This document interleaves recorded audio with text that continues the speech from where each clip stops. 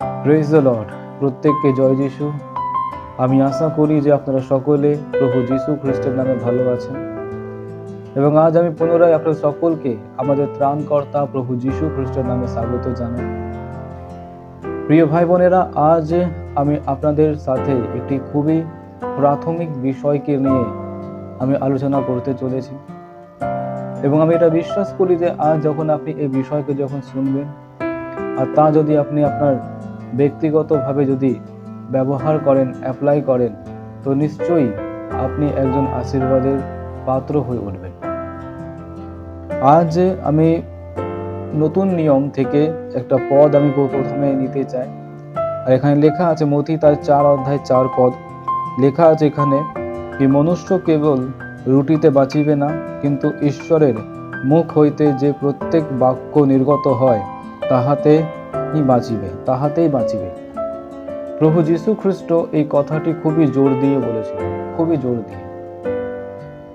খুবই জোর দিয়ে বলপূর্বক তিনি এই কথাকে বলেছেন কি মানুষ কেবল রুটিতে বাঁচিবে না, কিন্তু ঈশ্বরের বাক্যতেই মানুষরা বাঁচবে। আজ প্রথম বিষয় হচ্ছে মানুষদের আহার দু প্রকারের। প্রথম আহার হচ্ছে শরীরকে ফিট রাখা, শরীরকে মজবুত করার জন্য, শরীরকে সবল করার জন্য। আর দ্বিতীয় আহার হচ্ছে কি মানুষের আত্মাকে সবল করার জন্য। ঈশ্বর আমাদের জীবনে দু প্রকারের রুটিকে তিনি দিয়েছেন, খাদ্যকে দিয়েছেন। এক হচ্ছে শারীরিক খাদ্য আর এক হচ্ছে আত্মিক খাদ্য। প্রভু যীশু খ্রিস্ট এখানে স্পষ্টভাবে বলে দিয়েছিলেন কি ঈশ্বরের বাক্য প্রত্যেক মানুষের জন্য একটি আত্মিক খাদ্য। যেরকম ভাবে আমরা ভাত, রুটি, তরকারি, ফল মূল খেয়ে থাকি, কেন খেয়ে থাকি? যাতে আমাদের শরীর সবল হতে পারে।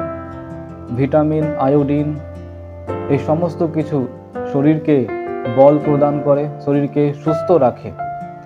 ঠিক একই প্রকার ভাবে ঈশ্বরের বাক্য যে আজ আপনার কাছে আছে, যাকে পবিত্র বাইবেল বলা হয়, যখন আমরা সেই বাইবেলকে, পবিত্র বাক্যকে, ঈশ্বরের বাক্যকে যখন আমরা পাঠ পড়ি, তখন সেই বাক্য আমাদেরকে আত্মিকভাবে আমাদেরকে সবল করে, আত্মিকভাবে আমাদেরকে স্ট্রং করে, আত্মিকভাবে আমাদেরকে বেড়ে উঠতে সাহায্য করে এবং আমরা দিন প্রতিদিন আত্মিক বৃদ্ধি পেতে থাকি। আজ আপনি একটা কথা ইমাজিন করুন, যদি আপনি দীর্ঘদিন ভাত, রুটি, ফল মূল এই সমস্ত যদি খাদ্য যদি আপনি না খান, তাহলে কি হবে? দিনে দিনে আপনি শুকিয়ে যাবেন, আপনার শরীরে কোনো প্রকারের বল থাকবে না এবং আপনি একেবারে বিছানাতেই পুরোপুরি শয্যাশায়ী অবস্থায় হয়ে যাবেন। ঠিক একই প্রকার ভাবে যদি আপনি আজ নিজের আত্মাকে যদি খাবার না খাওয়াচ্ছেন, যদি আপনি আপনার আত্মাকে যদি ঈশ্বরের বাক্যকে না দিচ্ছেন, তাহলে আপনার আত্মা দিনে দিনে পুরোপুরি উইক হয়ে যাবে। এবং বাইবেল থেকে আমরা অনেক উদাহরণকে দেখতে পারি। যেমন প্রভু যীশু খ্রিস্ট একটি দৃষ্টান্ত বলেছিলেন যে একজন বীজ বপনকারী বীজ বপন করতে বেরিয়েছে। বীজকে প্রভু যীশু খ্রিস্ট ঈশ্বরের বাক্যের সাথে তুলনা করেছে।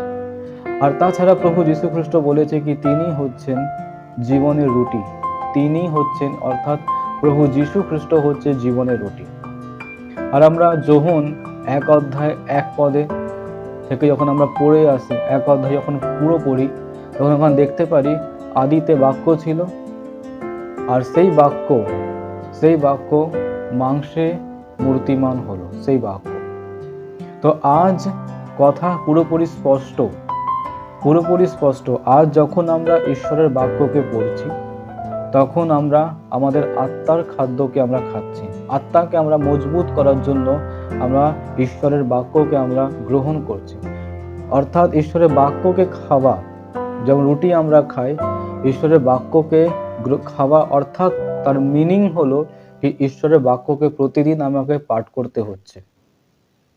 ঈশ্বরের বাক্যকে নিজের জীবনের একটা অংশ, একটা ভাগ আমরা করে নিচ্ছি।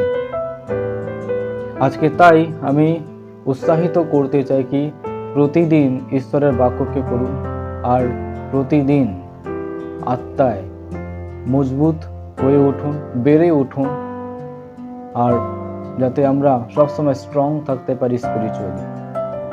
আর আমি এটাই বলে উৎসাহিত করব, ঈশ্বর আজ আপনাদেরকে এই ছোট মেসেজের দ্বারা আশীর্বাদ করুন। God bless you.